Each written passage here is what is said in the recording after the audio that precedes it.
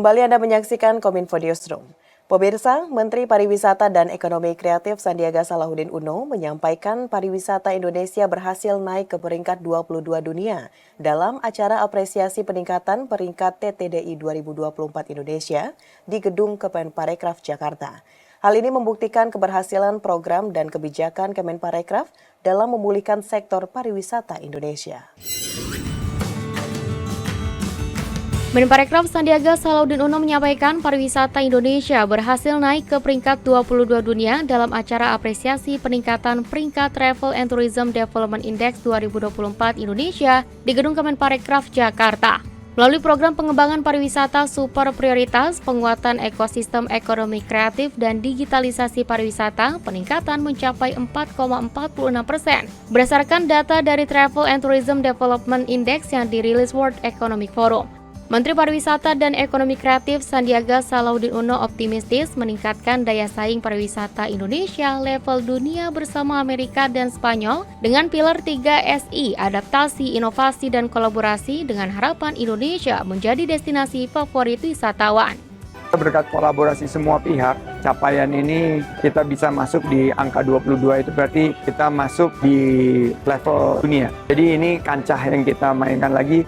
Kita semakin jauh meninggalkan Malaysia, Thailand, Vietnam, dan Filipina. Kita semakin ada di level dunia bersama Amerika, Spanyol. Negara Asia yang di atas kita itu cuma beberapa, hanya Korea, Jepang, Singapura. Ini merupakan pencapaian yang sangat-sangat patut kita syukuri dan harus terus kita akselerasi sehingga target-target ke depan ada menteri yang akan melanjutkan di bulan Oktober 2024 ini bisa lebih menghadirkan pariwisata kita yang memiliki kekuatan menjadi pariwisata kelas dunia. Kementerian Pariwisata dan Ekonomi Kreatif memprediksi akan terjadi lonjakan kunjungan wisatawan Nusantara di sejumlah destinasi wisata pada akhir Juni hingga Juli mendatang. Lonjakan ini menyusul banyak momentum liburan saat akhir tahun 2024.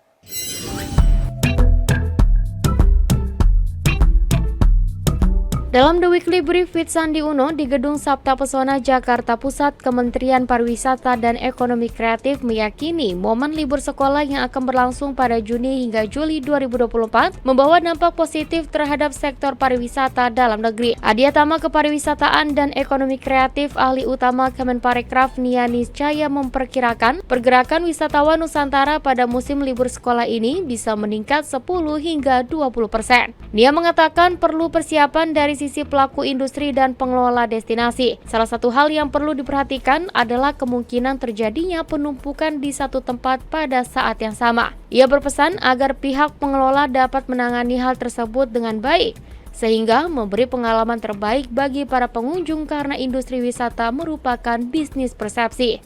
Ketika orang hadir itu betul-betul dia merasakan berpengalaman. Ketika tidak bagus pengalamannya itu malah petaka karena orang akan share tentang pengalaman sekolah yang tidak enak dan tidak akan kembali. Karena keberhasilan promosi itu adalah ketika orang datang dan datang lagi. Lebih lanjut, Nia mengimbau kepada para orang tua untuk jeli dalam memilih tempat wisata dengan mengutamakan keselamatan dan kesehatan putra-putri mereka dan mampu mengawasi dengan baik agar tidak terjadi hal yang tidak diinginkan. Bagi orang tua dihimbau tolong dijaga putra-putrinya, Bapak Ibu sekalian, dan juga tolong dilihat pilihan-pilihan atraksi atau destinasi yang dipilih oleh putra-putri Bapak Ibu sekalian. Untuk yang membawa anak kecil jangan sampai hilang putra-putrinya, karena itu akan menjadi kenangan yang seumur hidup pasti nggak nyaman sempat hilang dalam sebuah kerumunan. Beralih ke informasi lainnya pemirsa, Presiden Joko Widodo menyatakan inflasi Indonesia menjadi salah satu yang terbaik di dunia. Hal itu terlihat dari inflasi pada bulan Mei 2024 yang tercatat 2,84%. Ini merupakan salah satu yang terbaik di dunia. Kalau kita ingat di tahun 9-10 tahun yang lalu inflasi kita masih berada di angka 9,6%, Pak Gub, ya. 9,6% dan atas usaha keras kita sekali lagi berada di angka 2,84. Dalam rapat koordinasi nasional pengendalian inflasi tahun 2024 dan tim pengendalian inflasi daerah Award, Presiden juga mengatakan tantangan ke depan tidak mudah termasuk soal kekeringan seperti yang disampaikan Perserikatan Bangsa-Bangsa. Jika kondisi tersebut tidak diantisipasi, maka diperkirakan 50 juta petani akan kekurangan air. Imbasnya pasokan pangan akan turun sehingga harga akan terkerek dan inflasi meningkat. Artinya apa? Jangan main urusan kekeringan. Jangan main-main urusan gelombang panas. Larinya nanti bisa ke inflasi. Begitu stok tidak ada, produksi berkurang, stok tidak ada, artinya harga pasti akan naik. Otomatis itu. Hukum pasarnya memang seperti itu. Dan itu adalah urusan kehidupan manusia. Di kesempatan yang sama, Gubernur Bank Indonesia Peri Warjio menyatakan bahwa inflasi di Indonesia dalam 10 tahun terakhir masih relatif terkendali, bahkan termasuk yang terendah di dunia pada saat ini. Oleh karena itu, untuk menjaga stabilitas dan mendukung pertumbuhan ekonomi yang berkelanjutan, Bank Indonesia akan memberikan keringanan melalui insentif likuiditas berskala besar bagi perbankan menyalurkan kredit pinjaman ke berbagai sektor, guna meningkatkan kapasitas perekonomian termasuk upaya makroprudensial hilir agro pangan.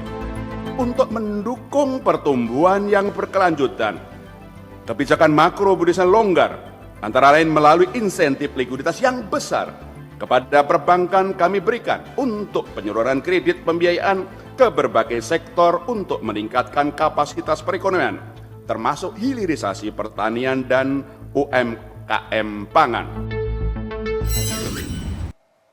Menteri Agama Yakut Khalil Qomas menyebutkan Indonesia mendapat kuota sebanyak 221.000 orang pada operasional haji tahun 1446 Hijriah.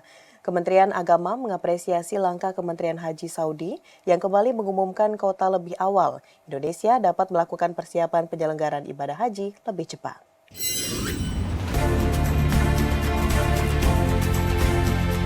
Menteri Agama Yakut Khalil Qomas dalam tasyakuran penutupan penyelenggaraan ibadah haji 1445 Hijriah di Mekah pada Rabu 19 Juni 2024 menyebutkan, Indonesia mendapatkan kuota sebanyak 221.000 orang pada operasional haji tahun 1446 Hijriah atau 2025 Masehi. Terkait dengan hal ini, Kemenak mengapresiasi langkah Kementerian Haji Saudi yang kembali mengumumkan kuota lebih awal, sehingga proses persiapan penyelenggaraan haji dapat dilakukan lebih cepat. Hal ini yang juga menjadi perhatian Kementerian Agama adalah ketegasan yang dilakukan otoritas Saudi dalam menerapkan aturan terkait visa haji dan visa non-haji, yang mana selama tahun 2024 banyak jemaah yang menjadi korban akibat menggunakan visa non-haji, yang diakibatkan para jemaah tersebut tidak diizinkan masuk ke Mekah, bahkan tidak sedikit yang dideportasi. Sementara itu, Menak juga menilai ibadah haji tahun 2024 berjalan dengan sukses. Hal tersebut dapat dilihat dari pelayanan jemaah pada fase kedatangan yang berjalan lancar, layanan catering, transportasi, akomodasi, pelindungan jemaah, dan bimbingan ibadah.